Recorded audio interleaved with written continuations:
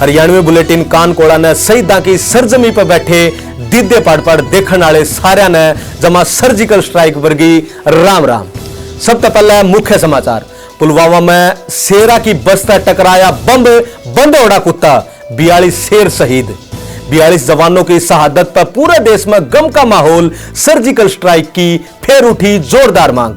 शहीदा के किसान मां बापा पर दोहरी मार, फसल ओला न मार दी और बेटा गोला न मार दिया। जवानों की शहादत पर देश एकजुट। कश्मीर से लेके कन्याकुमारी तक नहीं मनाया गया वैलेंटाइन डे। जवानों की शहादत के कई घंटे बाद भी नहीं रुके अमित शाह। कर्नाटक की रैली में हंस हंस के विपक्ष पर साधन लाग रहे थे निशाने। मोदी खातर जम के मांगे वोट। ईब खबर पांड खोल के। जम्मू कश्मीर के पुलवामा में सीआरपीएफ की बस पर हुए उग्रवादी हमले में सेना के 42 शेर जवान शहीद हो गए। यो हमला बिल्कुल उस टाइम होया जब सीआरपीएफ की 3 टुकड़ी जम्मू कश्मीर नेशनल हाईवे पर जान लग रही थी, जिसमें 2500 से ज्यादा जवान थे। एक उग्रवादी कुत्ता 200 किलो आरडीएक्स के साथ गाड़ी में आया और वह गाड़ी सीधी सीआरपीएफ की बस पर भिड़ा दी। हम खुद अंदाजा ला सको हो कि 200 किलो आरडीएक्स का धमाका कितना बड़ा हुआ है। बस और गाड़ी दोनों के परकच्छे उड़ गए। वो उग्रवादी भी मारा गया, पर उसकी इस कमीनी हरकत के कारण हमारे 42 शेर भी शहीद हो गए। दोस्तों, हमने बता दूं कि इसा एक हमला 2-1 साल पहले उरी में होया था और हमारे शेर गाबरू जवानों ने ये कुत्ते उनके बिल में घुस के पाकिस्तान में जाके मारे थे। इस घटना का पूरे देश में गम का माहौल है। हर कोई आज दूसरी सर्जिकल स्ट्राइक की मांग करने लग रहा है। लोग तो नू भी कहने लग रहे हैं, अब इसी तीसी कराओ विकास। मारतो काल जब जद ठंडक पड़ेगी, जदियो तिरंगा लाहौर की छात्या पर फहराया जाएगा।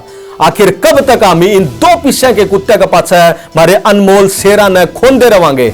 और ज्यादातर जो जवान मरे हैं वो किसान परिवार का ताल्लुक रखे हैं। बूढ़े माँ बापा पर दोस्तों दोहरी मार पड़ी है। फसल ओल्या न खाली और बेटा गोल्या ने। एक कवि ने के खूब कहा है कि प्यार भी भरपूर गया, मांग का सिंदूर गया। नन्हे नन्हे नन्ही हालों की लंगोटियां चली गई, बाप की दवाई गई, भाई की पढ़ाई गई, छोटी छोटी बेटियों की चोटियां चली गई। एक ऐसा विस्फोट हुआ पता ही नहीं चला, पूरे जिस्म की ही कहीं बोटियां चली गई। आपके लिए तो एक आदमी मरा है साहब, किंतु मेरे घर की तो रोटियां चली गई, किंतु मेरे घर की तो रोटियां चली गई।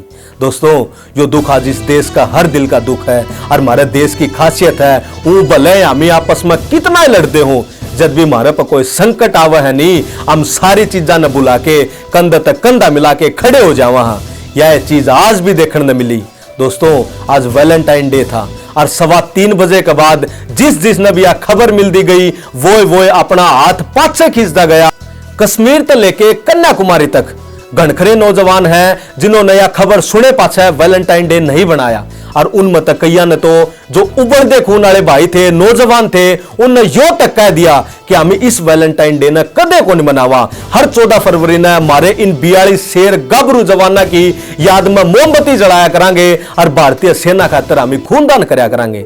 लेकिन यह खबर ध्यान तो सुनियो, रवो कया करन है कि राजनीति आले अपने बाप के भी नहीं होंगे। आज इस कहावत में एक लाइन और जोड़ दो कि ये राजनीति आले अपनी मां के भी नहीं होंगे। सही सुनिया है। एक तरफ तो भारत मां के 42 लाडले बेटियां की लाश चिथड़े चिथड़े हो ही पड़ी थी और दूसरी तरफ कर्नाटक में बीजेपी का राष्ट्रीय अध्यक्ष अमित शाह हंस हंस के विपक्षियों पर टोट कसन लग रहा था। जीजा साड़ी वाले छिटने देने लग रहा था। रनाना कर्नाटक में यह रैली घटना का 2-3 घंटे बाद की है। तभी खुद भी बीजेपी के यूट्यूब चैनल पर देख सको हो। इस बारे में हरियाणा का एंकर महेंद्र भाई ने भी वीडियो पोस्ट करके कुछ कहा है। नमस्कार दोस्तों, एक ऐसी खबर आप लोगों को देनी है जो शायद कहीं आपको किसी न्यूज़ चैनल पर या फिर मीडिया के किसी हिस्से में नज़र नहीं आएगी। खबर यह है कि जब देश के ऊपर आतंकी हमला हो ही गया, तमाम लोग आक्रोशित थे, गुस्से में थे, शहीदों को नमन कर रहे थे। हर कोई ये भी अपील कर रहा था कि ऐसे मौके पर राजनीति नहीं होनी चाहिए, राजनीतिक कार्यक्रम भी नहीं होने चाहिए। शायद यही वजह थी कि प्रियंका गांधी ने, जो उनकी पहले से ही शेड्यूल प्रेस कॉन्फ्रेंस थी, वो उन्होंने कैंसिल कर दी। शहीदों को नमन करने के बाद 2 मिनट का मौन धारण करने के बाद वो उन्होंने कैंसिल कर दी। आप लोगों को याद होगा कि दिल्ली में एक रैली चल रही थी, अरविंद केजरीवाल की जो रैली थी, उस दौरान क्या हुआ था कि एक किसान ने फांसी का फंदा लगा लिया था, उसे आनन फानन में अस्पताल में लेकर जाना पड़ा था। उस दौरान रैली चलती रही थी, जबकि रैली में जो लोग मौजूद थे उन्हें पता नहीं था कि किसान की मौत हो चुकी है। लेकिन उसके बाद बीजेपी ने बहुत दिनों तक सिर्फ इसी मुद्दे को लेकर केजरीवाल सरकार को, केजरीवाल की पार्टी को घेरा था।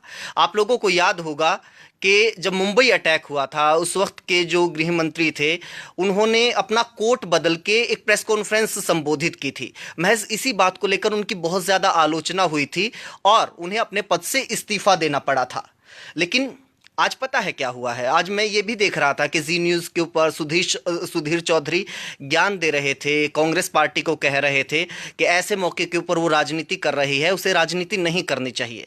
लेकिन कुछ देर पहले की ही बात है, आप ऑफिशियल जो यूट्यूब चैनल है बीजेपी का, उसके ऊपर जाइए। अमित शाह, बीजेपी के अध्यक्ष, राष्ट्रीय अध्यक्ष, वो राजनीतिक रैली कर रहे थे।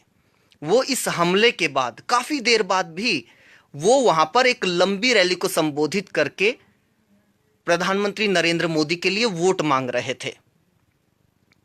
वो वहां पर हंस हंसकर विपक्ष के ऊपर, कांग्रेस के ऊपर तंज कस रहे थे। मतलब तमाम जो सियासत को दरकिनार ऐसे मौके के ऊपर किया जाना चाहिए, और ऐसे कार्यक्रमों को भी, रैली भी है तो उसको कैंसिल किया जा सकता है, जब प्रेस कॉन्फ्रेंस कैंसिल हो सकती है, तो वो नहीं होनी चाहिए थी, लेकिन उन्होंने की है।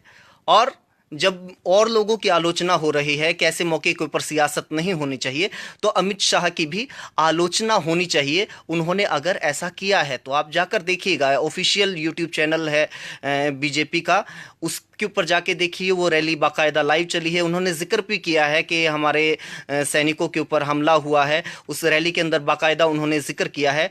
लेकिन ये सच में ही दुर्भाग्यपूर्ण है, और ये दो स्थिति में दुर्भाग्यपूर्ण है कि एक तो ऐसा नहीं होना चाहिए था, दूसरा आप लोग सोच के देखिए कि यही काम किसी और पार्टी के किसी और नेता ने किया होता तो बीजेपी की प्रतिक्रिया क्या होती।